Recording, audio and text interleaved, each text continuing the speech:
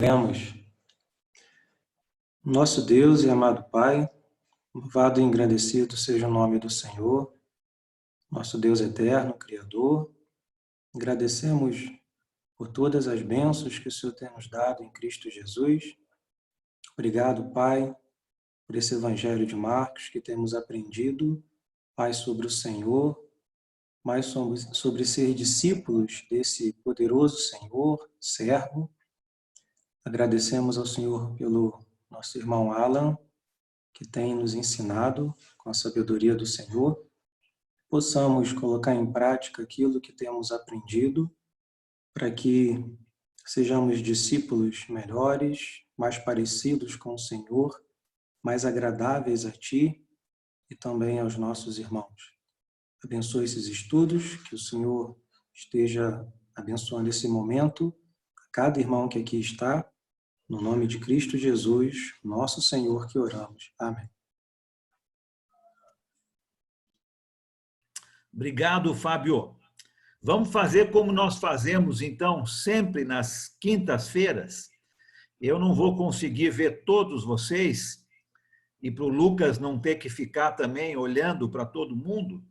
Se você quer fazer um comentário, falar alguma coisa, por favor, você liga seu microfone e pode fazer seu comentário. Pode me interromper, pode falar, não tem problema nenhum.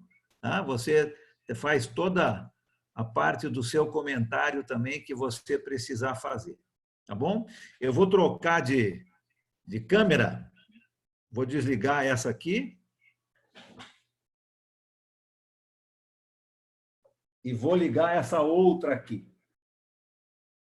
Para a gente poder, então, dar uma conversada sobre o Evangelho de Marcos. Então, eu espero que você esteja com a sua Bíblia aberta, Marcos capítulo 6, e nós vamos falar um pouquinho sobre este capítulo. Tá? O capítulo 6 de Marcos vai mostrar o servo de Deus. Lembra que Marcos é o evangelho que fala sobre Jesus como um servo. No capítulo 6, nós vamos ver, então, esse servo de Deus, Jesus, encontrando algumas pessoas que, infelizmente, não têm fé nele. Nós vamos falar um pouquinho sobre essa descrença dessas pessoas que vamos encontrar no capítulo 6. Olha comigo, capítulo 6. Quem quer ler esse primeiro trecho do versículo 1 até o versículo 6? Pode ler para mim, por favor. Pode ser uma pessoa só. Pode ler esse trecho inteiro, por favor. Capítulo 6, versículos de 1 a 6.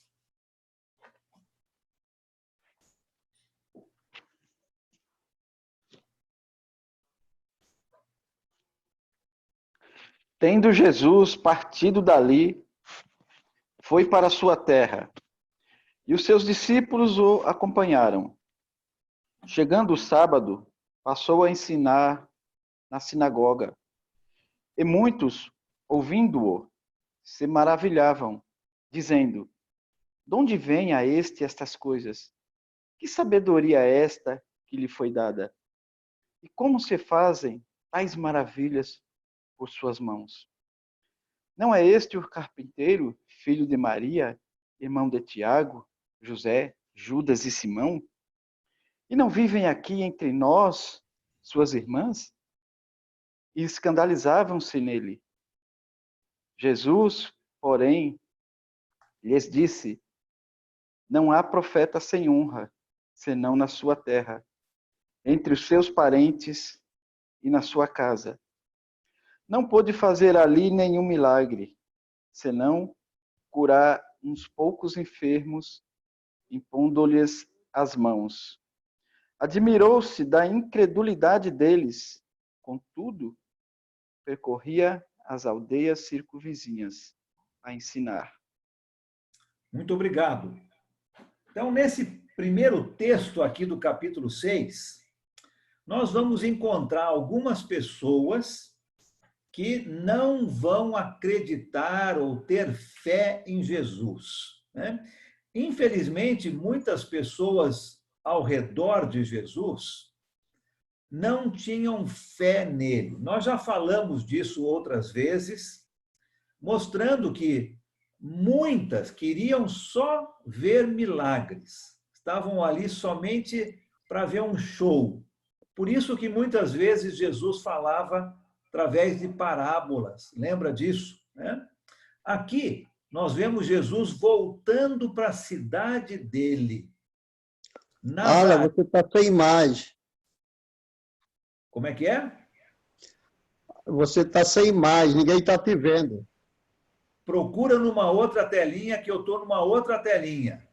Eu desliguei a minha imagem primeira e agora eu estou numa outra. Tá? Ah, tá bom.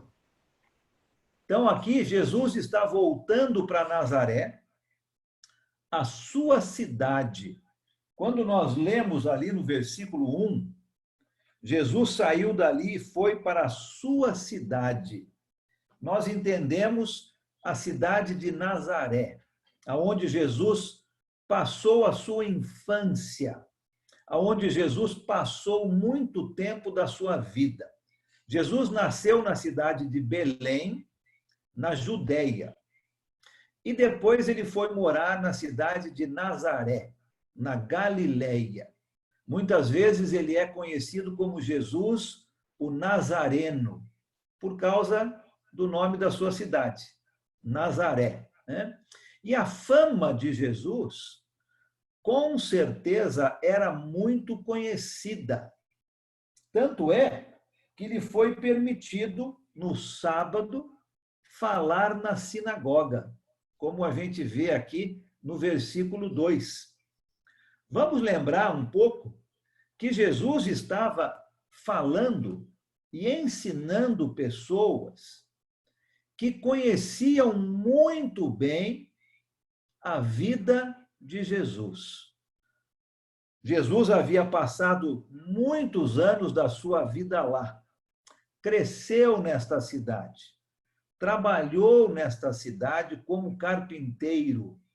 Com certeza as pessoas o conheciam muito bem. As palavras que nós vemos aqui nos versículos 2 e 3 do capítulo 6, não é? As pessoas estavam admiradas, dizendo: de onde vêm essas coisas? Conheciam Jesus, não é?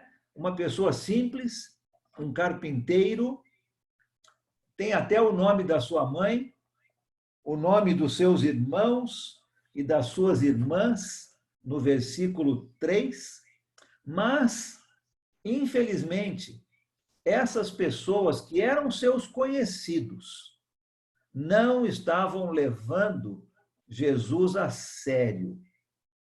Por que vocês acham que a cidade de Nazaré não podia ou não estava entendendo quem Jesus realmente era? O que vocês pensam aí? Quais são algumas ideias do porquê? Diferente de outras cidades. Por que será que a cidade de Nazaré não estava levando Jesus a sério?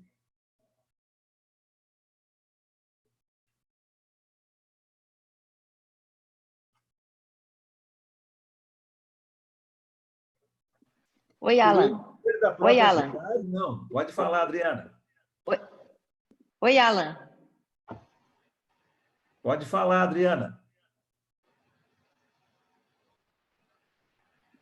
Oi, tudo bem? Eu entendo que aquela coisa, santo de casa não faz milagre. Eu acho que a população via como aquele menino que cresceu ali e não se deram conta da transformação dele. Eu acho que é isso.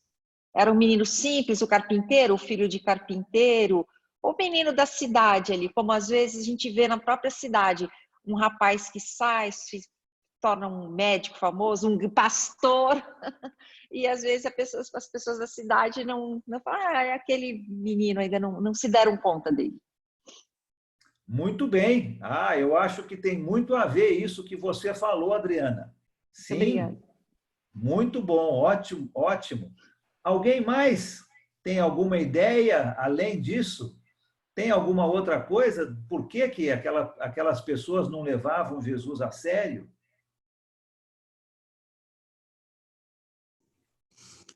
Bom, eu, eu posso dizer que isso é um vício psicológico também. Porque, um exemplo, se eu tenho um filho, eu penso que conheço ele. Eu não o conheço de fato. Tanto que na psicologia analítica do Dr. Carl Jung, tem um arquétipo que é chamado de sombra, que são os nossos pensamentos, os mais primitivos, escuros. A gente lembra também do Dr. Sigmund Freud, que uma moça não demonstrava, mas ela tinha escondido no o inconsciente uma vontade que o pai dela morresse. Tá certo, muito bom. Alguém mais tem alguma outra coisa que gostaria de falar aí sobre Nazaré? Eu acho que ali tem uma palavra de Jesus, né? Tem uma palavrinha que a gente meio passa despercebido, que é Jesus não fez nada, nenhum milagre, por causa da incredulidade deles. Eles não acreditavam que Jesus tivesse poder. Eles deram aquela chance, talvez, lá na sinagoga para Jesus falar, porque era um hábito, era um costume dos judeus deixar, né? Deixar falar o outro falar. Mas quando chegou na parte de curas, isso, e milagres, aí eles não acreditaram, porque era filho lá de José, de Maria, e eles conheciam os irmãos e as irmãs, e se tornaram uns incrédulos, não acreditaram. Meio que rechaçaram Jesus dali. É verdade, né? Isso mesmo, tá ótimo. É essa mesma ideia, não é? Gostei daquela frase que a Adriana usou, né? É isso mesmo, santo de casa não faz milagre. Né? Conheciam muito bem quem Jesus era, um simples carpinteiro. Conheciam seus irmãos, suas irmãs, sua mãe. E Jesus fala as palavras aqui no versículo 4 do texto que foi lido, não é? Quando ele diz, somente na sua própria terra, entre seus parentes e na sua própria casa, é que um profeta não tem honra. Exatamente isso, não é? Isso não está falando contra Jesus, mas está falando contra os habitantes de Nazaré. Eles não tinham fé, como foi dito aí, não é? A falta de fé deles era um tropeço para todos os habitantes daquela cidade. E no fim do texto que a gente leu, a Bíblia diz que Jesus ficou admirado, abismado com essa falta de fé. Então, tinham pessoas que conheciam Jesus, que infelizmente não tinham fé nele. O texto vai mostrar um pouquinho mais para frente algumas pessoas que eram inimigas de Jesus. E essas não vão ter fé. Mas essas que nós estamos vendo eram amigos. Eram pessoas que conheciam Jesus desde pequenininho. Mas, infelizmente, faltava fé. A partir do versículo 7, nós vamos ver Jesus saindo de Nazaré. Ele não vai ficar naquela cidade porque as pessoas não querem ouvir. E ele vai ensinar em outras cidades. E ele vai mandar os seus 12 apóstolos pregarem em várias outras cidades com algumas instruções bem específicas e bem interessantes. Vamos ler esse texto e vamos tentar entender e tirar umas lições para nós do que Jesus está dizendo aqui. Olha comigo o versículo 7 até o 13. Quem quer ler esse texto para a gente, por favor? 7 a 13. Eu leio, irmão. Tá bom. Chamando os 12 para junto de si, enviou os dois. Em dois deu-lhe autoridade sobre os espíritos imundos. Estas foram as suas instruções. Não levem nada pelo caminho, a não ser um bordão. E não leve pão e nem saco de viagem, e nem dinheiro e em seus cintos. Calce as sandálias, mas não leve túnicas extra. Sempre que entrarem numa casa, fique ali até partirem. E se algum povoado não o receber e nem os ouvir, sacudam a poeira dos seus pés. E quando saírem de lá, como testemunho contra eles. Eles saíram e pregaram ao povo que se arrependesse. Expulsavam muitos demônios e ungiam muitos doentes com óleo e os curavam. Obrigado. Então, aqui nós vamos ver Jesus, então, saindo, não é, de Nazaré, no finzinho do versículo 6, e ele indo para outras cidades e povoados da região, e agora ele vai chamar os seus apóstolos, os 12.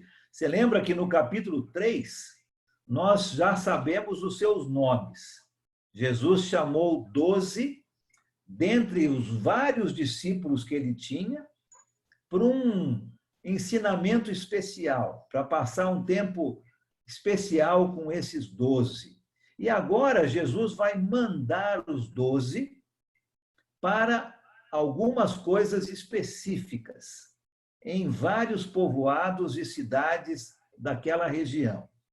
No versículo 7, que você tem ali, Jesus chamando os 12, enviou-os.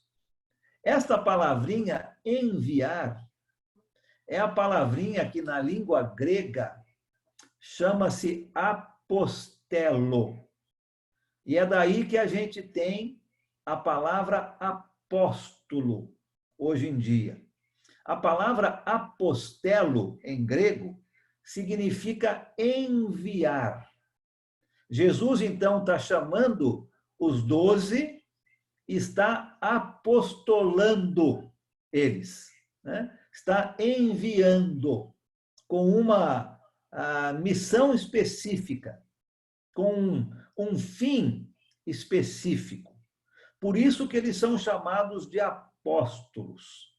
Tá? Apóstolo nada mais é do que alguém que é enviado com uma finalidade específica. E aqui você vê Jesus, então, chamando esses 12 e os mandando com uma finalidade específica. E Jesus vai dizer para eles o que eles têm que fazer. Interessante, as instruções para esses 12 que a gente vê aqui, não é? Não era para levar muita bagagem. Imagina se você fosse enviado ou enviada para ir de cidade em cidade com uma finalidade especial. Acredito que você ia preparar sua mala, talvez alguns ou algumas iam ter malas maiores, né? E você ia estar bem preparado, preparada para essa sua viagem. Aqui Jesus dá algumas instruções bem interessantes. Não era para levar muita bagagem com eles. Era para levar um bordão. Esse bordão era um cajado, uma vara, que os ajudava tanto na proteção, quanto para eles andarem. Lembra que naquela época não tinha estradas pavimentadas como a gente tem hoje. Era tudo de terra. Às vezes tinha que subir morros, descer morros, Então, eles usavam aquele bordão para ajudar nesse equilíbrio e para proteção. Não era para levar comida, né? Não era para levar uma bolsa com dinheiro. Era permitido levar sandálias e uma túnica somente. Interessante isso, porque a maioria dos judeus tinha 2 túnicas. Uma que eles usavam durante o dia e a outra que eles usavam durante a noite. Interessante isso, não é? Uma ida com algumas instruções e, basicamente, quase sem nada. Por que você acha que Jesus está enviando os 12 com essas instruções? O que você pensa aí? O que vem na sua mente com essas instruções específicas de Jesus? Acho que o povo antigamente era receptivo às pessoas, né? Eles não eram que nem hoje, encontra as pessoas, vira do outro lado, atravessa a rua. Eles eram mais amigos, mais irmãos. Talvez seja isso. É uma boa ideia, Eliana. O povo era bem hospitaleiro, né? Talvez seja isso uma boa ideia. Quem mais? Por que com tão pouca coisa? Me parece assim que eles esperavam que Jesus ia prover o que fosse necessário. Ah, opa! Gostei dessa ideia, né? Parecia ser uma ida com muita fé, Isso. sabendo que Jesus iria providenciar aquilo que eles precisavam. Muito bom. Olá. Sim? Fala. Pode falar. Veja só, a forma que eu penso. É porque o excesso de bagagem era uma pretexto que ia atrasar eles, ia criar dificuldades para o bom desempenho para que eles foram enviados. E como era receptivo, as pessoas antigas eram bem mais receptivas, qual a necessidade que ele tinha que andar com um excesso de bagagem, com um contrapeso desnecessário? Eu penso dessa forma. Muito bom também. Gostei de todas essas aí, né? A parte de hospitalidade dos outros, muito boa ideia. A parte de confiança em Jesus para providenciar o que eles precisavam, muito bom. E essa parte aí muito interessante, né? De quanto menos você leva, menos dificuldade você tem, menos preocupação em pensar nas coisas que você precisa levar. Eu gostei dessas ideias aí. Alguém tem alguma outra?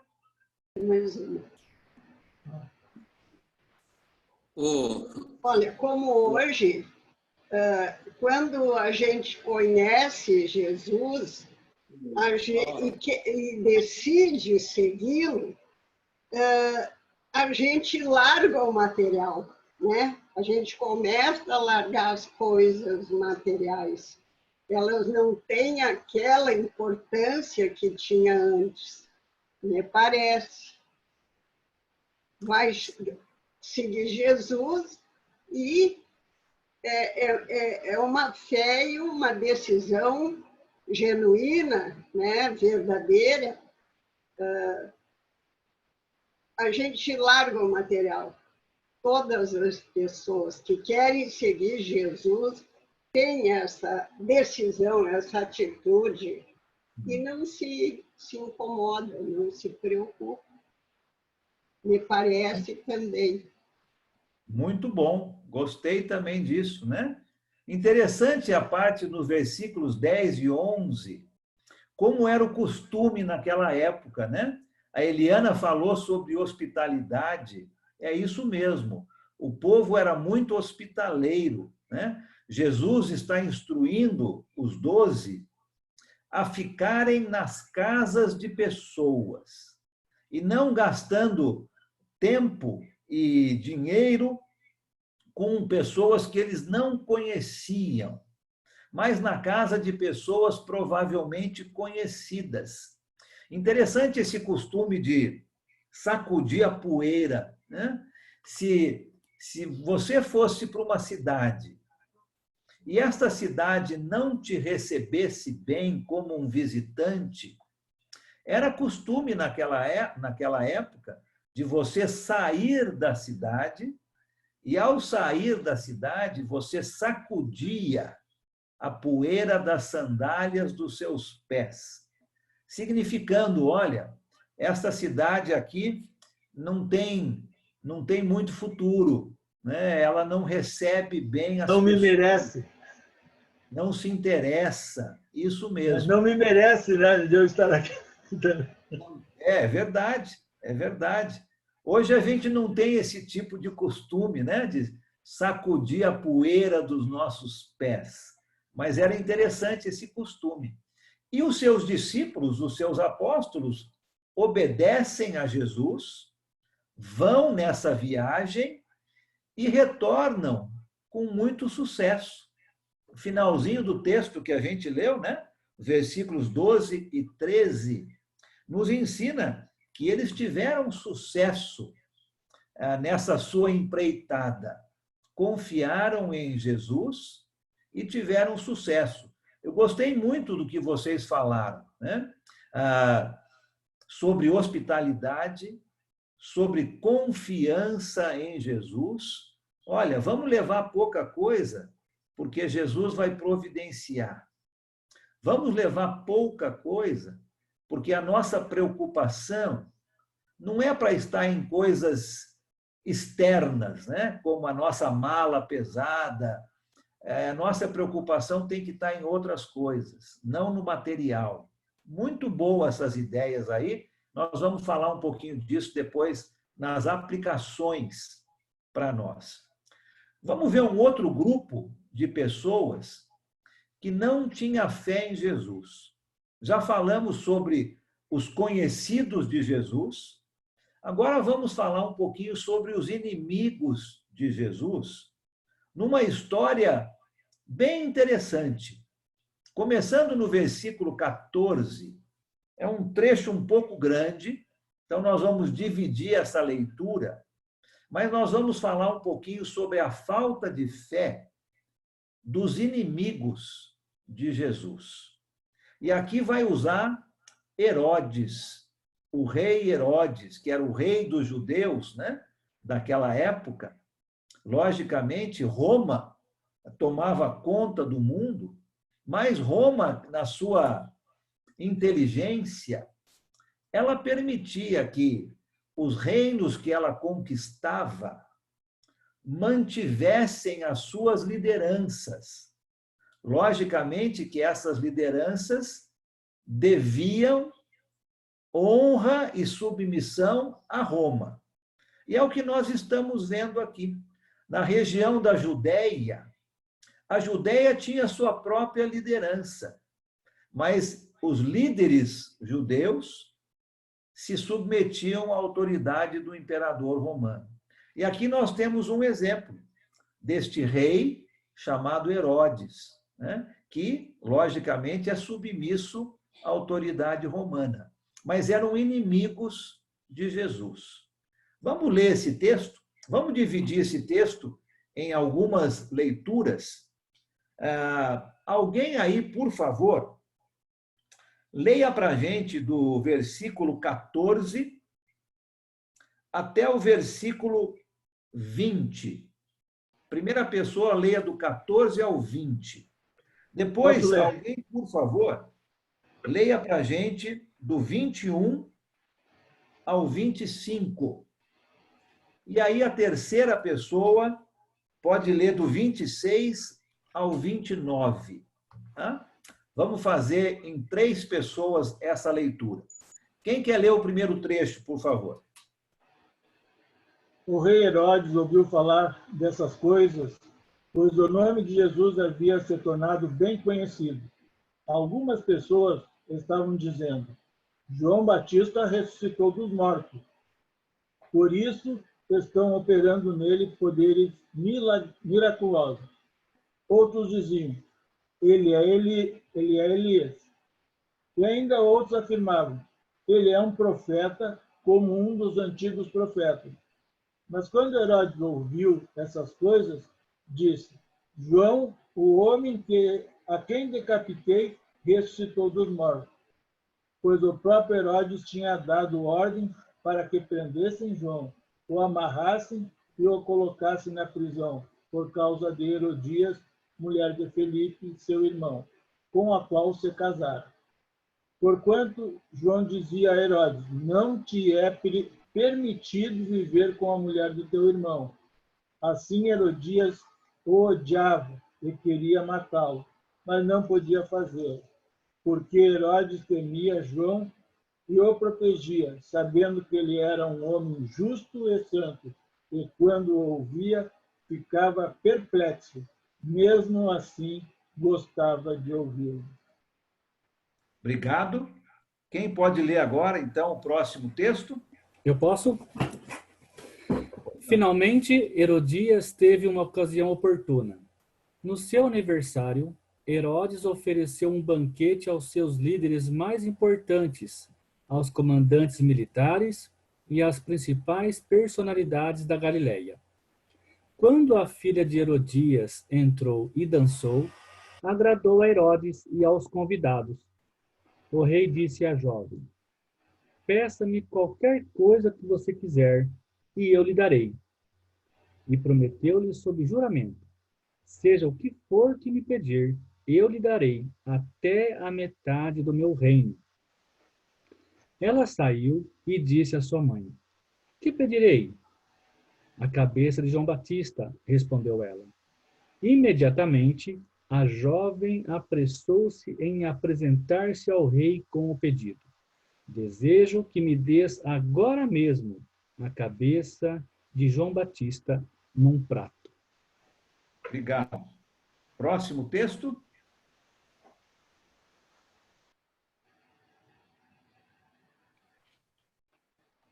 O rei ficou aflito, mas por causa do seu juramento e dos convidados, não quis negar o pedido à jovem. Enviou, pois, imediatamente um carrasco, com ordens para trazer a cabeça de João. O homem foi e decapitou João na prisão, e trouxe a sua cabeça num prato, e ele entregou à jovem, e esta a deu à sua mãe. Tendo ouvido isso, os discípulos de João vieram e levaram o seu corpo e colocaram num túmulo. Obrigado. Olha que história interessante essa que nós lemos aqui, né? Então, encontramos um grupo de pessoas agora que eram inimigos de Jesus. E eles também vão demonstrar falta de fé. Vamos entender essa história aqui. No versículo 14, nós vemos que a notícia do trabalho de Jesus, dos 12 que foram naquela viagem, havia chegado até o palácio do rei Herodes, onde as pessoas estavam dizendo para o rei Herodes que João Batista havia ressuscitado. E alguns achavam que era Elias. Outros achavam que era o próprio João Batista. Estavam confundindo Jesus com algumas outras pessoas, né? Interessante isso, que o próprio rei Herodes, segundo o versículo 16, achava que era o próprio João Batista que havia ressuscitado. E depois ele vai contar a história.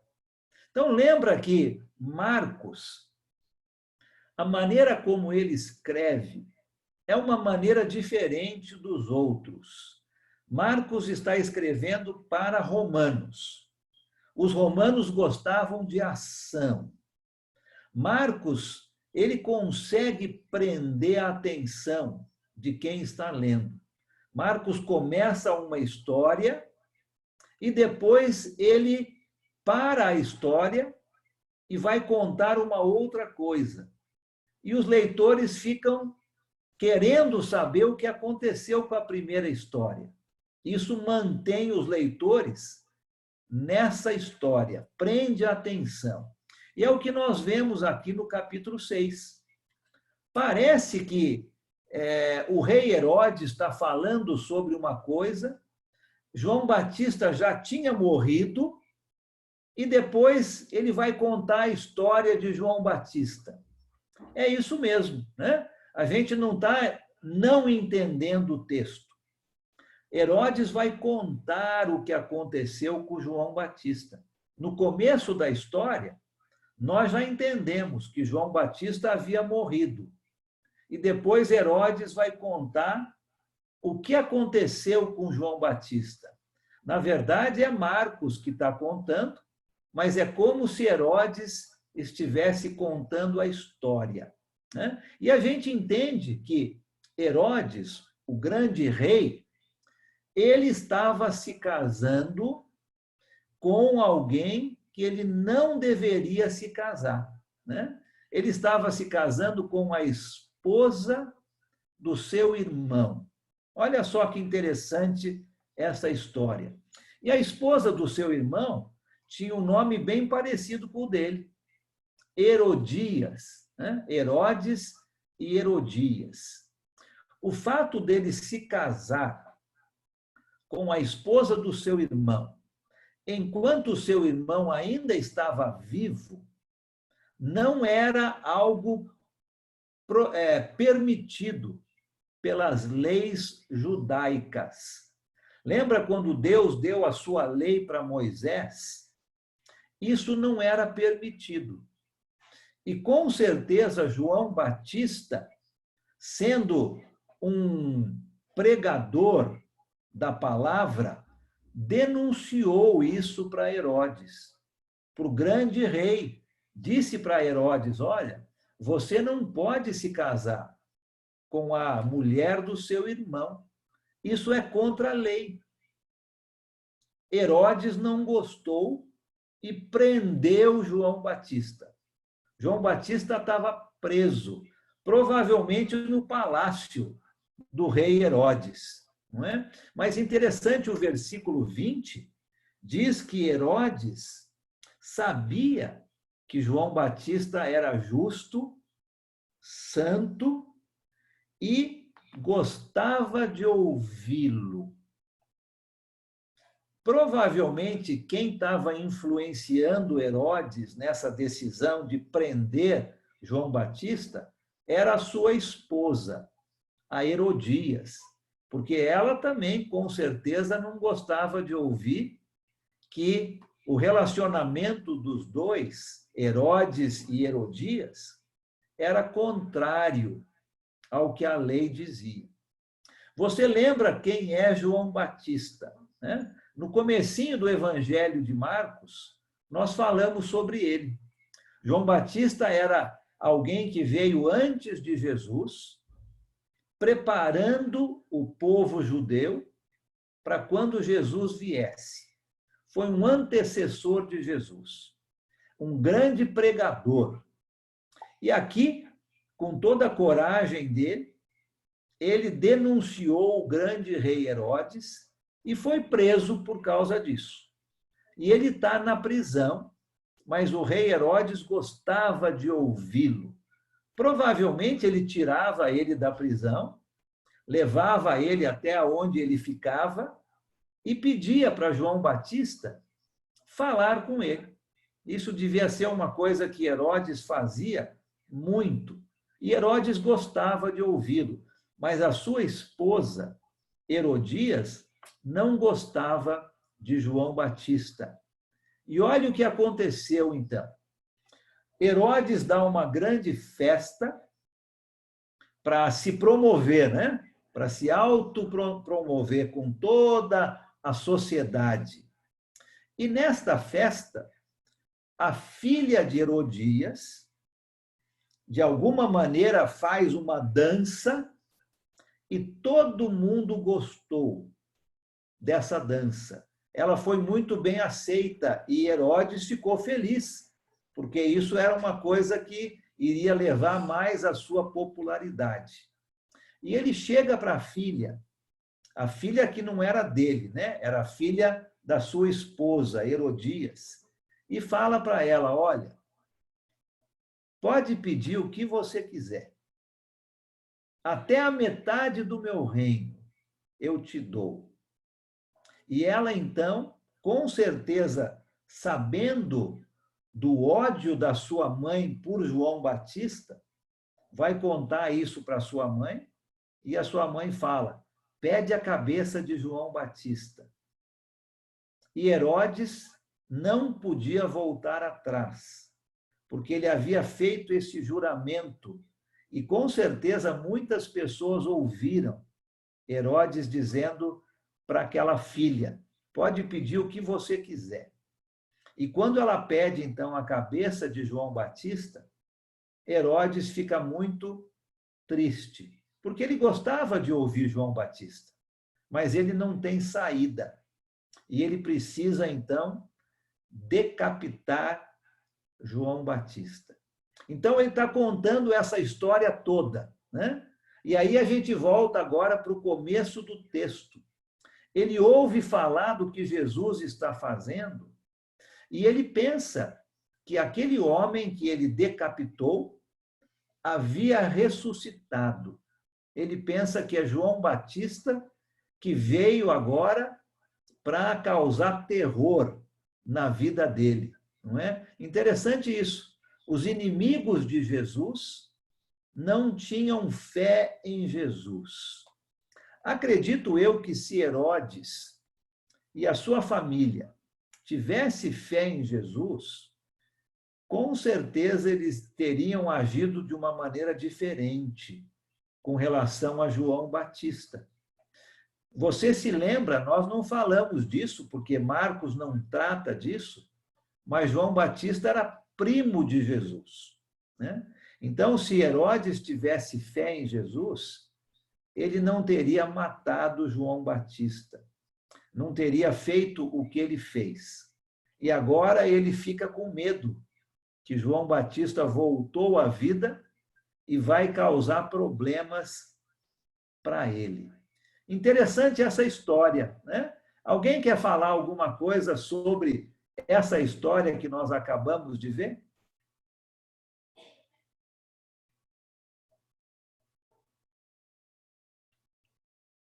Ô, Alan, será que ele aqui mostra que ele gostava de ouvir João Batista, né? Então ele tinha uma certa...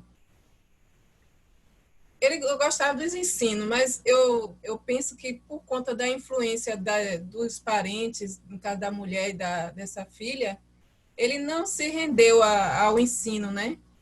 Como eu acho que hoje em dia muitas pessoas às vezes gostam de ouvir sobre Jesus, mas não se decide por influência de pessoas, de parentes, não quer dar o braço a torcer ou orgulho, não sei, algum sentimento que impede de ele tomar uma decisão. Que ele gostava de ouvir, sabia que João Batista era justo, sabia do comportamento, do caráter de João Batista, mas por conta das influências que ele vivia da mulher e da filha, quer dizer, aqui é a minha opinião, não sei se é bem isso que... Aí muitas pessoas podem não tomar a decisão de seguir a Cristo por conta de influências de outras pessoas. No caso dele, eu acho que foi isso. Minha opinião, não sei se eu estou certa. Não, gostei do que você falou, sim.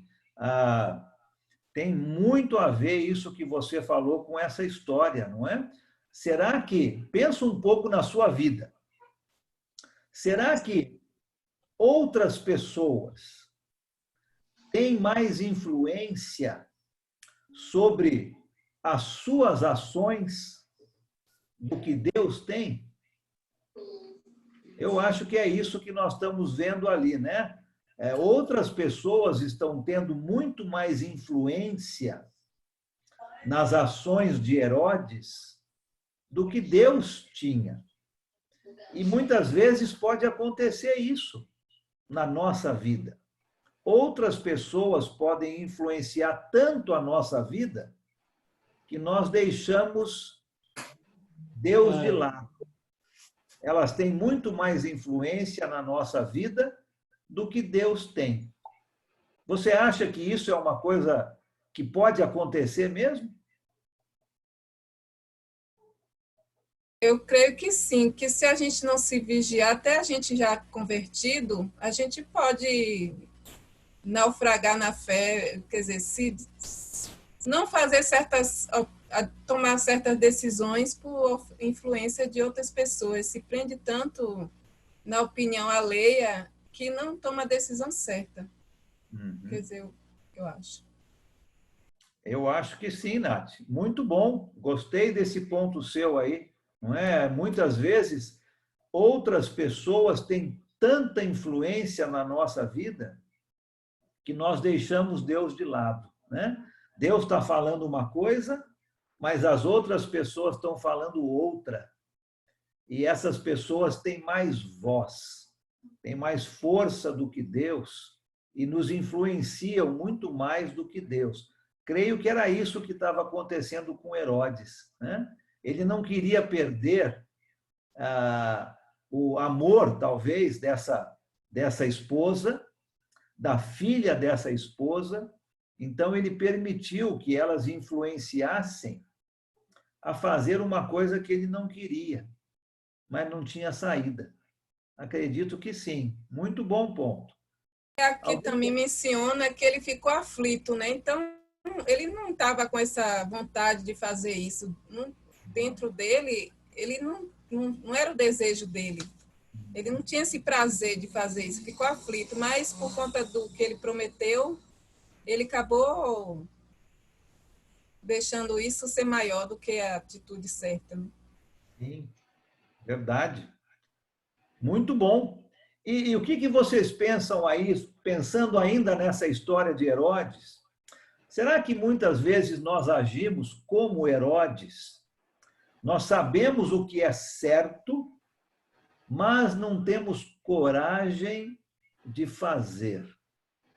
Herodes sabia que João Batista era uma pessoa boa. Ele sabia o que era certo, mas não tinha coragem de fazer aquilo que é certo. Talvez por influência de outras pessoas, talvez pela posição dele como rei. Você acha que algumas vezes nós agimos como Herodes, sabemos o que é certo, mas não temos coragem de fazer? Alan, minha esposa quer falar. Pode falar. Alan, o que me chama a atenção aqui são 2 pontos.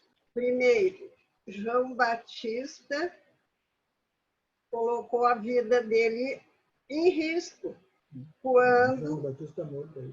Não, ele já tinha morrido. João Batista, mas antes ele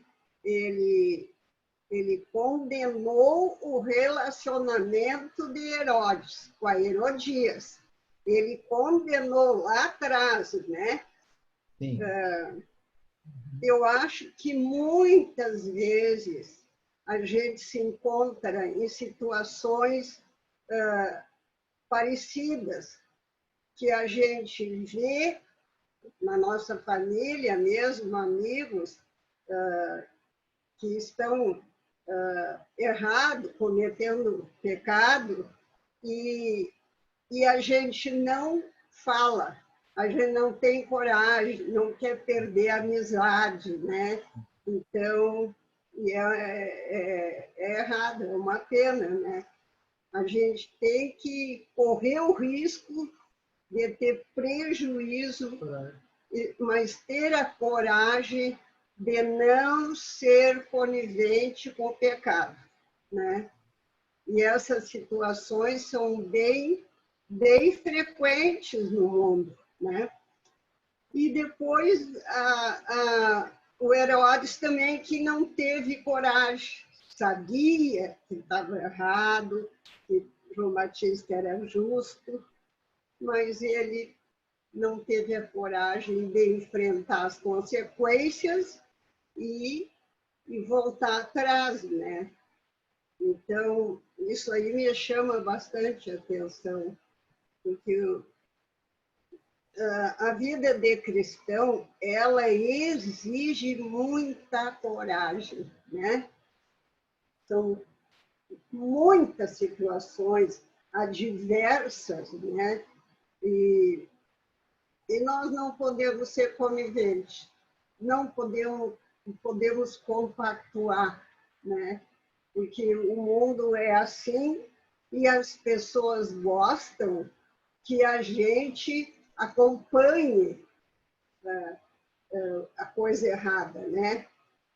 E não podemos fazer isso, porque o cristão tem que se decidir a ficar do lado de Jesus, fora do mundo, e não importa o que vai perder, senão ele vai perder o caminho, né? Nós temos que ter essa decisão. Não importa o que vamos perder, mas nós temos que seguir a palavra, né? Temos que defender Jesus, defender. Muito obrigado, Juraci. É isso mesmo, né? Gostei muito do que você falou. São coisas para a gente se perguntar, não é? Vamos nos perguntar isto. Será que nós estamos agradando mais as pessoas do que a Deus? Aqui nós vemos um exemplo disto, né? Herodes agradando mais as pessoas do que a Deus. Será que nós sabemos que uma coisa é certa, mas nós não temos coragem de fazê-la?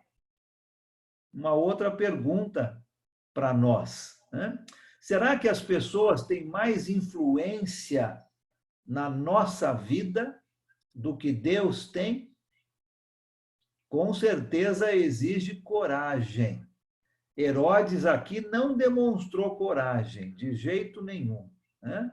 Os outros tinham mais influência na sua vida do que Deus. Ele estava querendo agradar mais as pessoas do que a Deus, e ele sabia o que era certo, mas não teve coragem de fazer o que era certo. Acho que são boas lições aí para nós, olharmos para a nossa vida e nos perguntarmos: será que muitas vezes agimos como Herodes? Eu acho que são boas lições aí para a minha e para a sua vida. Agora, volto um pouquinho no começo do nosso estudo sobre a fé. A fé dos conhecidos de Jesus, da cidade de Nazaré, das pessoas que conheciam Jesus desde a sua infância. Pensa um pouco na sua vida. Como é que está a sua fé?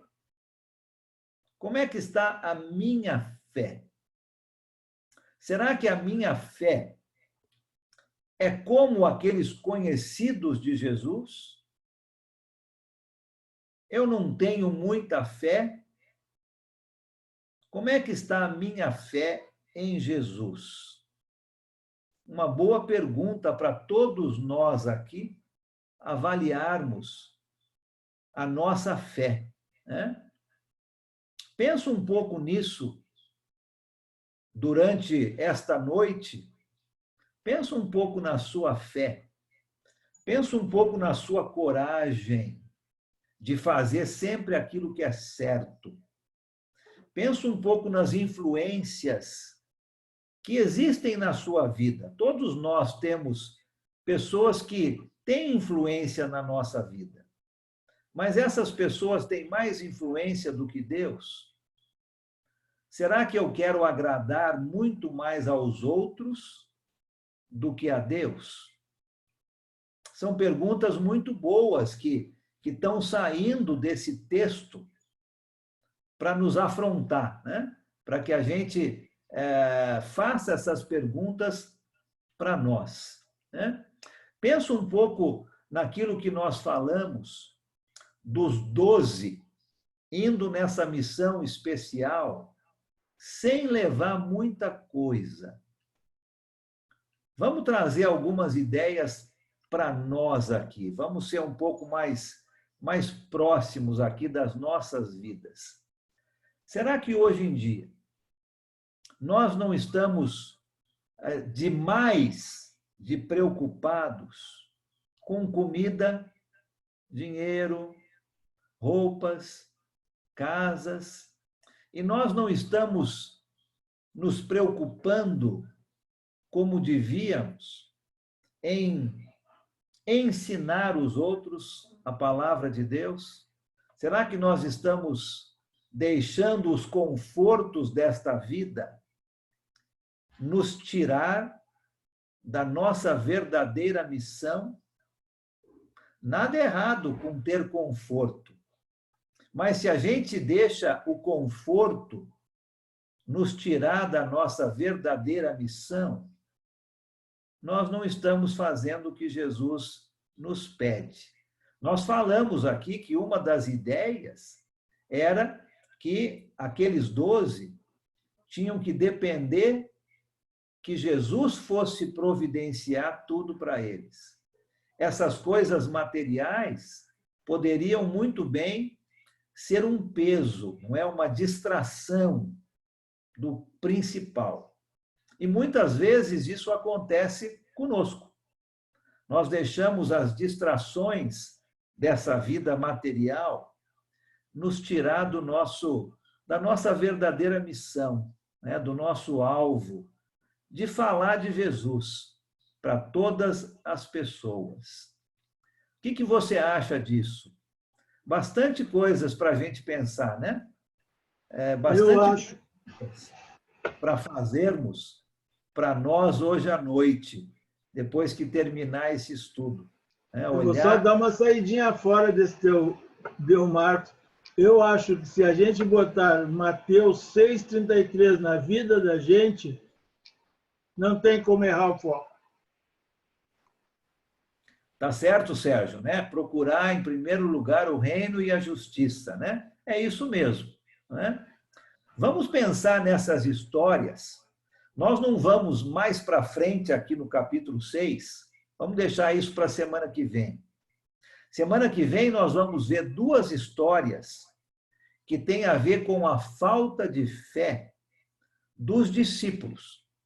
Nós vimos a falta de fé dos conhecidos, a falta de fé dos inimigos, e agora falta ver a falta de fé dos discípulos de Jesus. Mas vamos falar nisso na semana que vem. Mas hoje, eu quero que você pense nisso que nós falamos. Não é? Pensa nisso que nós falamos. Como é que está a sua fé, em primeiro lugar? Você é influenciada ou influenciado mais por outras pessoas do que por Deus? Você sabe muitas vezes aquilo que é certo, mas não tem coragem de fazer? Você está se concentrando na missão que Jesus deixou para você, de falar dele? Ou as coisas materiais estão nos distraindo?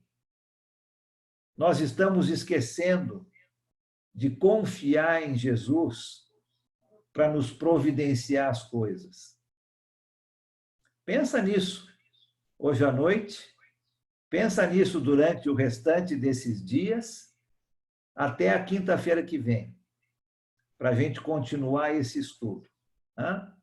Quero deixar um pouco de tempo agora, nós passamos já do nosso horário, mas se você quiser falar uma coisa ainda dentro desse assunto que nós falamos sobre a fé, sobre a confiança, sobre ser influenciado, pode falar um pouquinho agora e aí a gente vai fazer o nosso término. Tá bom? Alan, Sim. tá ouvindo? Estou ouvindo. Você pode falar um pouco sobre Mateus 6,4, a importância do que Jesus falou, que não há profeta sem honra, senão na sua terra, nos seus parentes, na sua casa. Como é que isso... Marcos 6,4. Como é que isso é... Como é importante isso a gente saber hoje, a questão de a não aceitação da pregação com a parentela? Isso serve de consolo para a gente, de certa forma, é isso? O que você acha? Acredito que sim, viu? Acredito que sim, não é? Foi o que foi dito aí, acho que pela Adriana, né? Santo de casa não faz milagre, né? A expressão comum que a gente tem hoje. Jesus está dizendo essas mesmas palavras, né? Um profeta não tem honra na sua própria casa. Acredito que sim. E nós falamos aqui que a razão disso é porque as pessoas estavam tão acostumadas a ver Jesus como uma simples pessoa, um carpinteiro, uma pessoa humilde, simples, sem muito conhecimento, vamos dizer assim, de uma educação formal, não foi numa universidade, não tinha muitos amigos influentes. Como que uma pessoa assim pode me ensinar alguma coisa?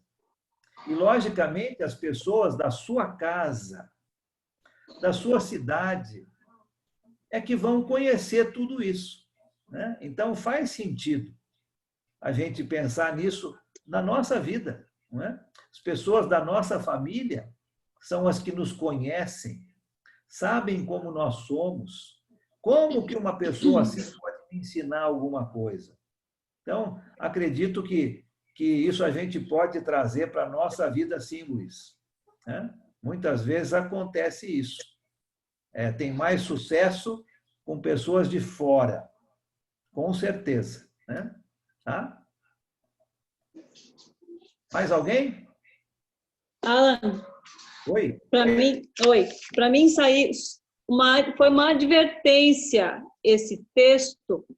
Eu vi para minha vida da gente não fazer o evangelho funcionar na nossa vida, não colocar o evangelho na minha caixa, mas sim que o evangelho caiba na nossa vida, né? Porque parece que Herodias aqui estava tentando dar um jeitinho de fazer com que tudo ficasse bem. Não que ela acreditasse em Jesus ou em João Batista, mas ela usou isso para fazer com que a vida dela ficasse tranquila. E a gente, como cristão, não deve usar, então, as circunstâncias da vida ou os amigos para fazer com que a nossa vida fique bem, né? Nós devemos seguir a Bíblia, a palavra regardless, não consigo lembrar agora a palavra em português, desculpem. Independente. Como? Independente. Isso, independente de como é a nossa vida, né? Uhum. Muito bom, ótimo, obrigado. Faz muito sentido isso, né? Ótima lição para nós aí hoje também, né? Mais alguém? Ô, Alan. Sim. Se a gente pegar por analogia, os judeus até hoje não reconhecem Jesus como Messias, né? Né? Ele veio para os seus e os seus não o reconheceram. Então, assim, o próprio povo dele é o que está falando lá atrás, lá. E até hoje os judeus não o reconhecem, né? É verdade, Lucas. Com certeza. Aí está um outro exemplo dessa fala, né? De o profeta não tem honra na sua casa. O próprio povo judeu, grande parte do povo, né? Até hoje, não reconhece Jesus como Filho de Deus. Tá certo, obrigado. Muito bom. Né? Ótimos comentários. Muito obrigado por tudo que vocês falaram hoje aí. Né? Dá para a gente pensar em muitas coisas para melhorar a nossa vida. Essa que é a intenção do nosso estudo. Como é que a palavra de Deus me ajuda a melhorar a minha vida? Hoje nós temos bastante coisa para pensar, né? Alguém queria falar algo?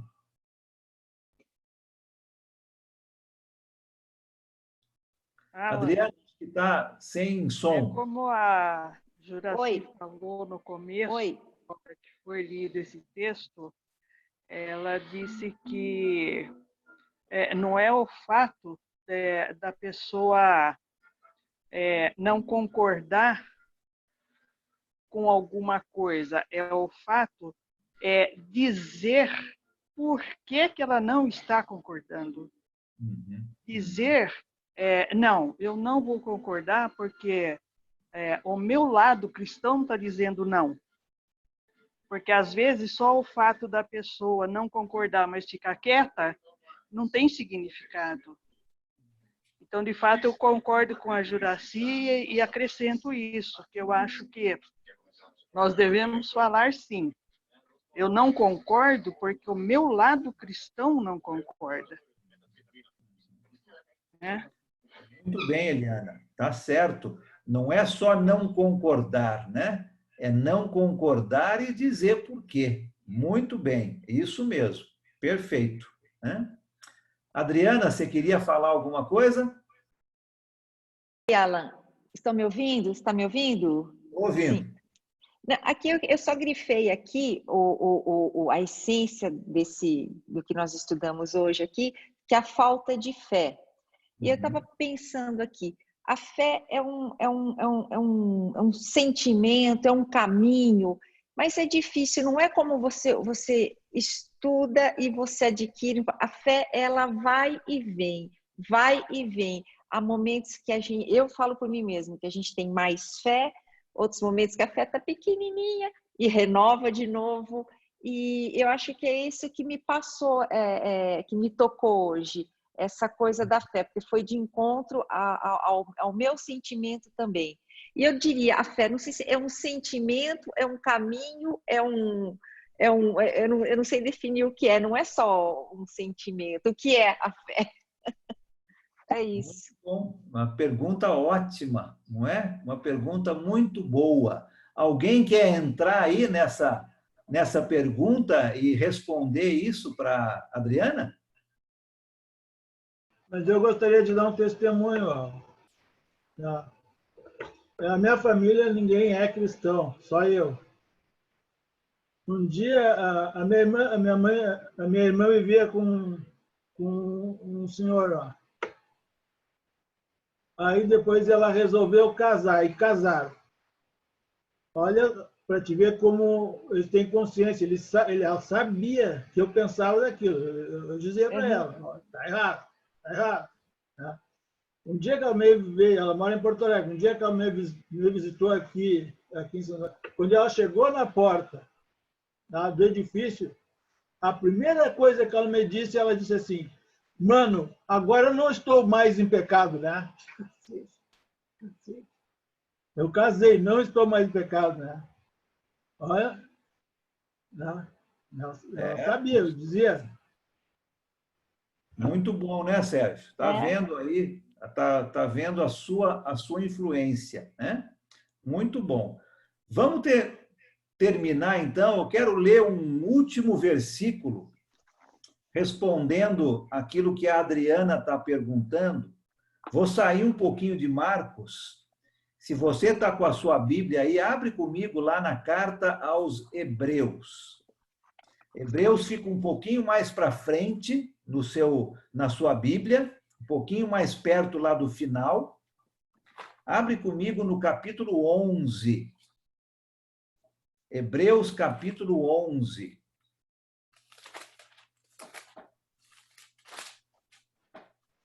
Em diante? Hebreus, capítulo 11. Nós vamos ler somente o versículo 1. Que bonito. Aqui a gente tem uma definição de fé. Né? Não é fácil definir a fé. Não é fácil isso que a Adriana está perguntando. Não é? O que é a fé? É um sentimento? É um caminho? Acho que é uma pergunta muito boa. Aqui em Hebreus, capítulo 11, versículo 1, diz o seguinte: a fé é a certeza daquilo que esperamos e a prova das coisas que não vemos. Interessante, né? A certeza daquilo que esperamos e a prova das coisas que não vemos. Tem uma definição de fé aqui, mas, de novo, não é uma coisa fácil de se definir. Porque se fosse algo que a gente pudesse ver, não seria mais fé, né? Se fosse algo que a gente pudesse tocar, não seria mais fé. A fé é a certeza daquilo que esperamos e a prova das coisas que não vemos. Vou dar um exemplo. Eu tenho fé que amanhã o sol vai nascer. Agora, quando chegar amanhã e eu estou vendo o sol nascer, aí não é mais fé. Porque eu estou vendo, né? Mas, enquanto eu não estou vendo, eu tenho fé que o sol vai nascer. E a gente pode pensar em vários outros exemplos para ilustrar, mas é uma pergunta muito boa que a Adriana fez e, com certeza, nos ajuda a pensar na nossa fé. Como é que está a minha fé? Ela vacila, às vezes aumenta, às vezes diminui. Ela está crescendo, cada vez está ficando maior. Muito bom para a gente pensar nisso. Muito obrigado a todos. Passou um pouco do nosso horário. Comentários excelentes, né? Nós precisamos terminar. Alguém queria falar algo? Posso... Como que é o nome dela, que você respondeu lá em hebreu para ela? Adriana. Adriana, eu posso ajudar ela um pouquinho lá em Romanos, capítulo 1, 16 e 17. Pode ler para ela, para todos nós aqui? Pode ler, sim. Pois não. Com certeza. Então, dá licença. Não me envergonho do Evangelho, porque é o poder de Deus para a salvação de todos aqueles que crêem. Primeiro dos judeus, depois do grego. Porque no Evangelho é revelado a justiça de Deus.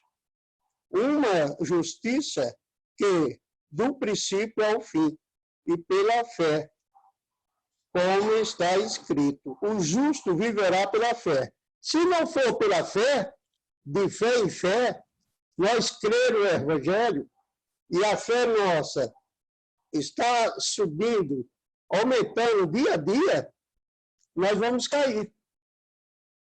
Então, nós temos que se agarrar na fé, de fé em fé, sem parar um segundo. Ok, Adriano? Muito obrigado. Tá excelente. Comentários muito bons. Agradeço a todos pelos comentários, que todos possam ter uma ótima noite. Vamos pensar nas perguntas que fizemos no final do nosso estudo e a gente vai falar um pouquinho mais sobre elas na semana que vem. Vamos terminar fazendo uma oração. Vou pedir ao Lucas. Lucas, você pode nos dirigir numa oração para terminarmos o nosso estudo? E aí, se o Lucas puder ficar alguns minutinhos a mais, a gente pode falar um tchau aqui depois para todo mundo no nosso grupo. Mas vamos terminar orando agora. Pode ser, Lucas? Com certeza. Oremos. Bondoso Deus, amado Pai, soberano, graça te damos, ó Pai, mais uma vez por esse estudo, ó Pai, pela tua palavra. Te pedimos, ó Pai, que possamos discernir a tua palavra e colocá-la em prática, Senhor Deus. Agradecemos pelo Alan, por estar trazendo esse estudo. Agradecemos a cada um aqui presente, ó Pai. E estamos buscando, Pai, diariamente, nos aperfeiçoar na tua palavra e aumentar, ó Pai, e manter a nossa fé em ti, ó Pai. Te damos graças por esse estudo. Nos abençoe, ó Pai, continue nos abençoando. e nos livre dos males, ó Pai. Em nome de Jesus que agradecemos. Amém. Amém. Obrigado. Obrigado a todos, né? Espero que Obrigado. Boa noite a todos, irmãos. Uma ótima semana. Amém. Amém. Boa noite. Amém. Obrigado, Nala. Boa noite para Boa todos. noite, Tchau. boa noite, gente. Tchau, tchau para quem vai. Tchau, tchau. Valeu, Jantar. tudo de bom. Boa noite. Amém. Vamos ver todo mundo aí. Tudo bom para todos.